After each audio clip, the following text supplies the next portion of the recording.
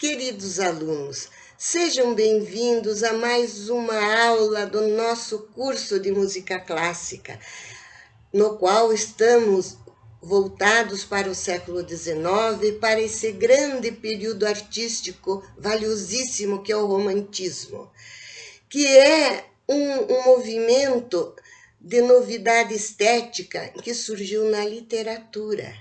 E mais um pouco em seguida, esse termo foi utilizado também para todas as outras áreas artísticas. Mas é muito interessante nós sabemos a origem desse termo romântico, o romantismo, porque ele tem duas conotações. Nós podemos falar como um período estético, artístico do século XIX, ou como só se referindo a sentimentos de amor, de letras românticas ligadas ao amor. Mas nós vamos hoje tratar do romantismo, que vai designar esse movimento estético e artístico. Esse termo tem origem lá na Roma antiga, com o termo latino, em latim, língua romana.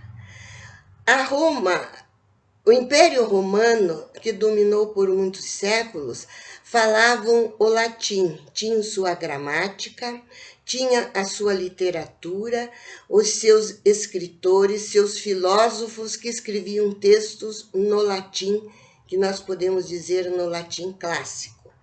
Com o domínio romano em toda a Europa, gradativamente, vários povos, várias culturas foram sendo assimilados pelos romanos e o latim romano passou a ser usado e disseminado nos povos dominados, mas não se divulgou a gramática latina. Então, cada povo dominado passou a falar, não escreviam, falar o latim romano, mais misturado com os seus dialetos. E com isso surgiu o latim vulgar, mas um latim vulgar de diferentes formas, porque cada povo acrescentava, misturava o seu dialeto a esse latim romano, saiu uma coisa. Com o declínio do Império Romano a partir do ano de 476, esse latim vulgar passou a evoluir com autonomia. Com cada povo, são os primeiros reinos que, liberados do domínio romano, começaram a criar a sua cultura, a falar esse idioma da sua região. Então, esse latim misturado aos dialetos dos vários povos que se diziam bárbaros na época, porque não tinham escrita, transformou-se em 10 línguas diferentes. E aí está a origem do francês, do italiano, do espanhol e do português, e começou a ser estruturado em cada cultura a sua gramática própria e se tornar uma língua literata. Então, os textos que começaram a ser escritos não no latim romano, mas nesse latim vulgar, com a influência das línguas desses povos, passaram a ser conhecidas como línguas românicas. Então, tudo que se desenvolveu na literatura, nós vamos ver o arranco ser na Idade Média. O italiano começou com a Divina Comédia de Dante, que escreveu essa sua obra toda na língua românica. E ele escolheu o dialeto florentino, de Florença, misturado com o latim, para estabelecer a língua italiana. Então, essas obras receberam primeiramente esse nome de línguas românicas. Nós vamos ver com a Revolução Francesa, que foi um marco histórico importantíssimo na Europa para todos os europeus, um período de grande terror, de grande morte, mas também de liberdade de pensamento e de escrita, que vinha muito cerceado pela monarquia, essa liberdade absolutista, e pela Igreja Católica.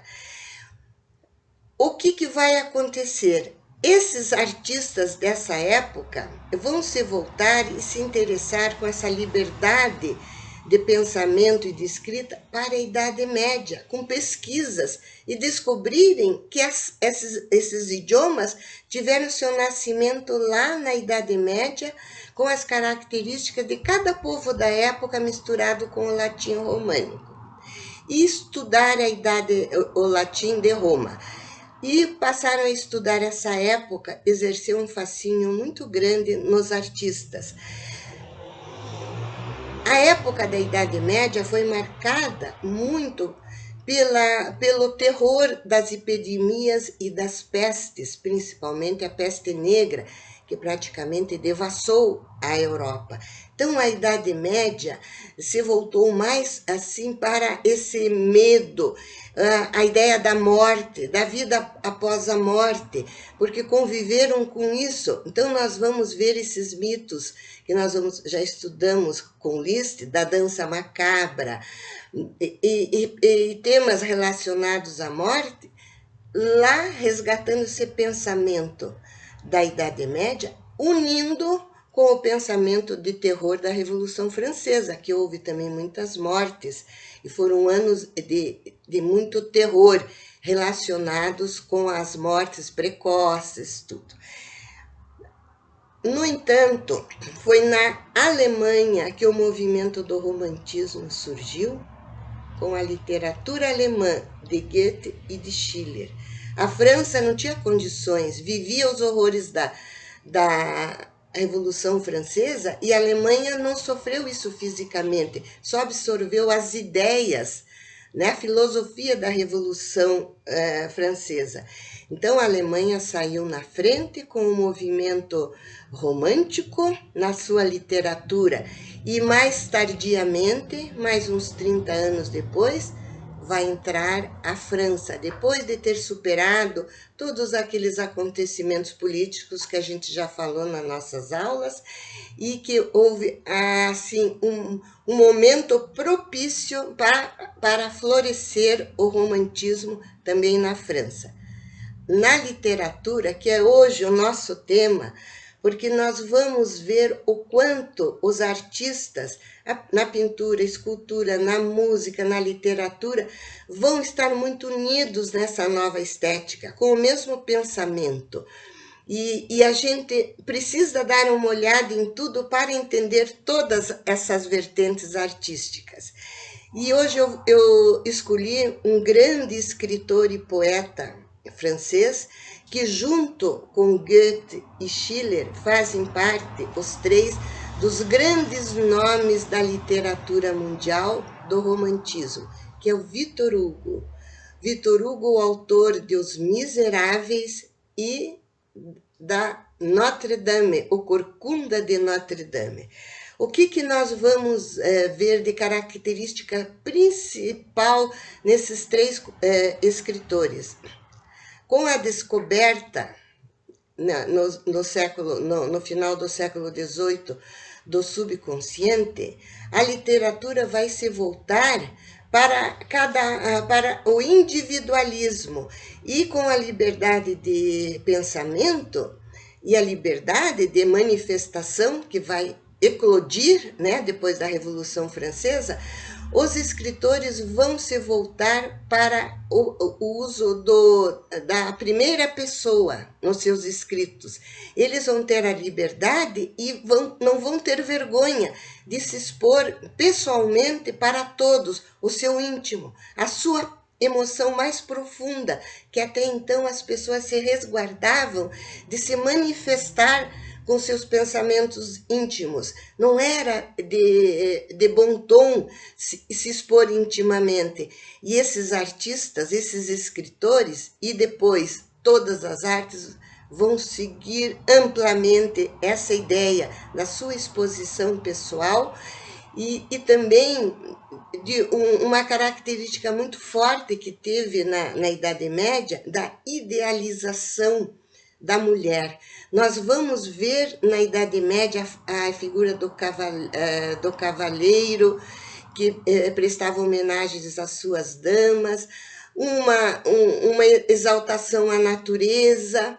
Tudo isso vai ser misturado com a ideia do medo, do medo da morte em si, filosofias a respeito da morte, mas também da idealização do amor, a idealização e também os sentimentos pessoais de fé, coragem, que o povo da Idade Média teve que ter e o povo da Revolução Francesa teve que ter também. Tudo isso vai estar presente em todas as manifestações artísticas do século XIX e nas obras musicais que nós estamos estudando. Então, começando com Victor Hugo nasceu numa família de grande estabilidade financeira. O pai era um major do exército de Napoleão. Ele nasceu em 1802, Victor Hugo. E numa época que houve uma divisão de pensamento muito forte na França, que vai se organizar na Revolução de 1830. Lados diferentes, uma polarização muito grande. E isso existiu na família de Victor Hugo. O pai era um major de Napoleão, um admirador, considerava Napoleão um herói, era a favor da República, e a mãe de Victor Hugo era monarquista, extremamente religiosa, católica, e tinha esse embate dentro da família. E o fato do pai de Victor Hugo ter esse cargo militar, viajar muito, numa altura da vida, eles se separaram. A mãe de Victor Hugo quis se separar, se estabelecer em Paris e administrar a formação e a educação do seu filho. E nós vamos abrir nossa aula com um documentário muito interessante sobre a residência de Victor Hugo em Paris, La Maison de Victor Hugo, que é um ponto turístico em Paris. Quem não conheceu, vale a pena numa oportunidade conhecer, e quem já conhece vai poder reviver esse maravilhoso documentário.